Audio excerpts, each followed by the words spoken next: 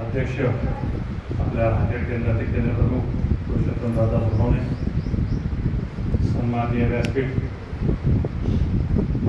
आपल्या परिसरातील शिक्षक व आज आवर्जून उल्लेख करावा असा वाटतो त्या क्रांतीज्योती सावित्रीबाई फुलेंचा, कारण महिला शिक्षकांची उपस्थिती पाहून मला वाटतं की आज त्यांचा उल्लेख व्हावा.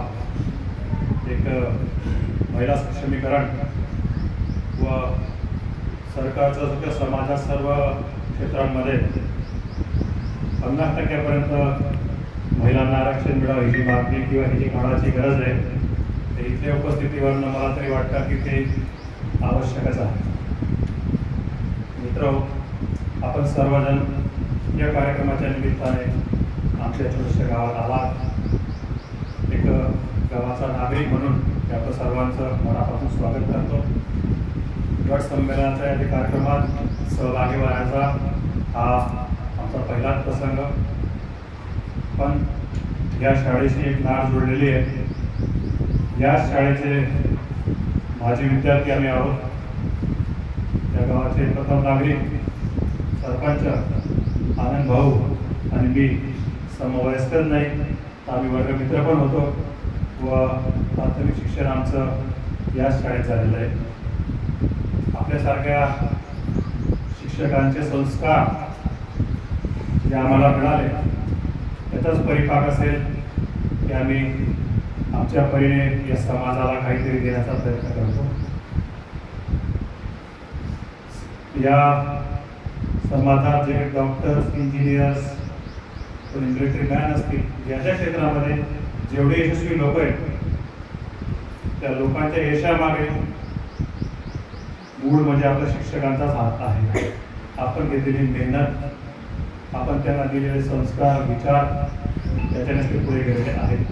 म्हणून आपलं स्थान या समाजामध्ये खूप अनमोल आहे. आणि त्यातल्या त्यात प्राथमिक शिक्षक म्हटले म्हणजे जेव्हा एक मातीचा घोडा आपल्याकडे दिलेला असतो त्याला आकार देण्याचं काम आपण करतात व नंतर त्याचा जो काही स्वतःमध्ये त्याच्यामध्ये काही बुद्धी जागृत होते, त्याच्यानंतर त्याचा विकास होत असेल, पण त्याला विकास म्हणजे काय, शिक्षण म्हणजे काय, ज्ञान म्हणजे काय याचंही काही ज्ञान नसतं. ते त्याच्यामध्ये देण्याचा प्रयत्न आपण करतात. म्हणून मी तर आपल्याला साक्षात दंडवतच करतो.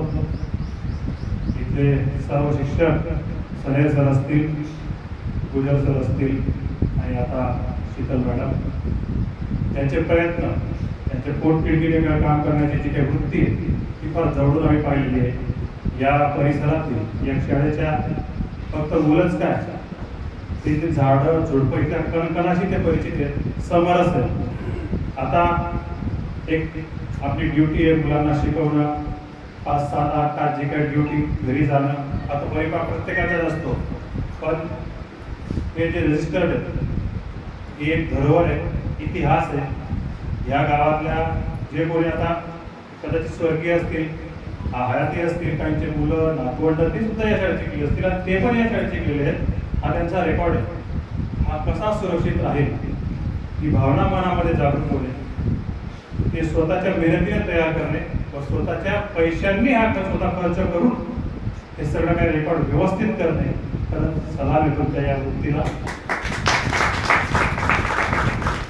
आमच्या गावात जवळजवळ 65% मजूर वर्ग आहे, एसटी लोक आहेत. या शाळेतले जे विद्यार्थी असतील, मला वाटतं 90% एसटी वर्गातले असतील, त्या मोलमजुरी करणाऱ्या पालकांचे मुलं असतील.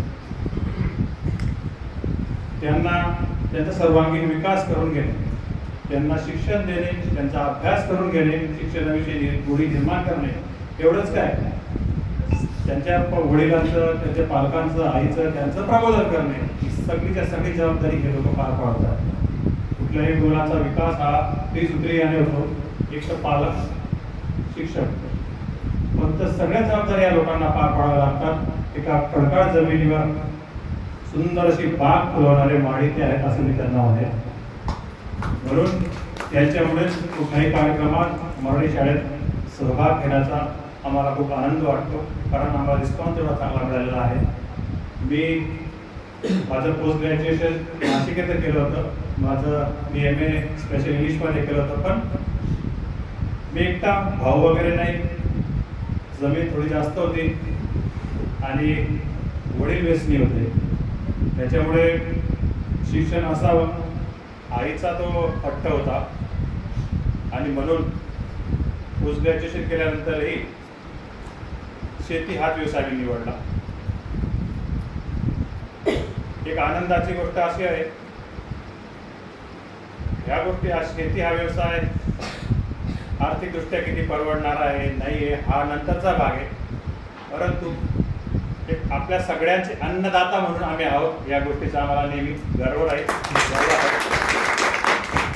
आज आपल्या सर्वांसमोर 2 शब्द बोलण्याची संधी मला मिळाली, स्वतःला खूप भाग्यशाली समजतो. ह्या शिक्षकांनी जे काही करतायत आपण सारे तसं निश्चितच करत आहात ही मला खात्री आहे.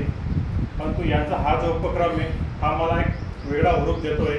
आपल्या मनातही या गोष्टींविषयी तसा आदर्श आपणही घ्यावा अशी मी आपल्याला विनंती करतो. आपण सारे शिक्षक आहात, मी आपल्याला काच सांगणार, पण माझा आग्रह हाच राहील की आपल्या सर्वांच्या प्रयत्नांनी माझ्या परिसरातील एक वंचितपासून तर एक मोठ्यात मोठ्या ज्याच्यामध्ये खूप ताकद असेल, खूप त्याची कल्पकता असेल, त्या सगळ्यांचा विकास व्हावा ते दृश्य आम्ही पाहावं, याच्यात मग आम्हाला आनंद वाटेल. आणि पालकांपैकी मी पण एक आहे, कुठेतरी एक आपल्या स्वतःचा एक काय म्हणू आपण त्याला, म्हणजे मला काहीतरी दाखवायचा वगैरे असा भाग असतो. असं म्हणून खास आहे ना, या इंग्लिश मीडियममध्ये जाणारे आमच्यासारख्या पालकांनी परत यावं व पुन्हा ती बाग इथेच फुलावी, जिथे आम्ही घडलो तिथे आमच्या पुढच्या पिढ्याही घडाव्या अशी अपेक्षा. असे शिक्षक आपल्यासारखे शिक्षक असल्यानंतर प्रत्येक पालकामध्ये ही भावना निश्चितच जागृत होईल व या प्रत्येक गावातील प्रत्येक घडणारा लहान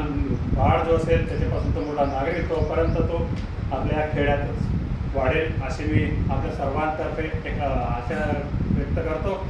महात्मा गांधींनी म्हटलं की भारत पाहायचा असेल तर खेड्याकडे चला. ती संकल्पना पुन्हा यावी, पुन्हा ही बाग फुलावी.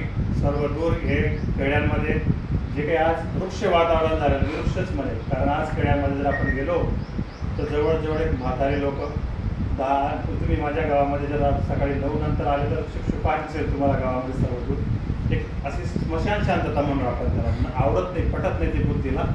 एक ज्यावेळेस आम्ही लहान होतो तेव्हा असं की स्वर्ग काय असेल पृथ्वीवरचा, आता तर माझं गाव आहे, ह्या भावनेने आम्ही इथं राहिलेलो आहे, खेळलेलं भाडलेलो आहे. तर ते कुठंतरी सगळं वातावरण आता हरपलेलं आहे असं वाटतंय. पुन्हा तो बहार प्रत्येक खेडेगावामध्ये यावा, आपल्या सरकारच्या माध्यमातूनच तो येईल आणि तो येईलच अशी आपल्यातर्फे खात्री बाळगतो. माझे 2 शब्द संपवतो. जय हिंद.